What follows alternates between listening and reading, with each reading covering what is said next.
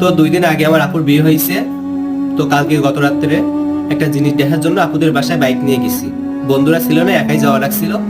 তো আপুদের বাসায় খাওয়া দাওয়া করে রাতে বের হয়েছি 12:30টার দিকে। যে বাসায় আসার উদ্দেশ্য 12:30টার দিকে বের হয়েছি। তো বাসায় আসতেছি, আসতে আসতে রাত 2:30 বাজে, 2:30 বাজে। তো যে রাস্তা দিয়ে আসতেছিলাম, রাস্তা ছিল হিন্দু এলাকা। তো হিন্দু এলাকায় যেহেতু আশেপাশে শাসনকার থাকবেই স্বাভাবিক। তো আমি যখন বাইক নিয়ে একাই যখন আসতেছি রাতে, একদম নিঃশব্দ এলাকা, মানে কোনো সারা শব্দ নাই।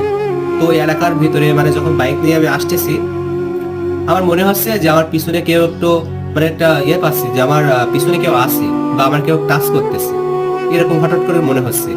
এখন আমি বাইকটা রাখলাম, রেখে আশেপাশে দেখতেছি, কিন্তু কোনো কিছু দেখতে পাই না। তো কিছুক্ষণ পরে যখন বাইক নিয়ে একটু মানে ভয়ে একটু জোরে চালাচ্ছি বাইকটা, চালাতে গিয়েই দেখতেছি যে সামনে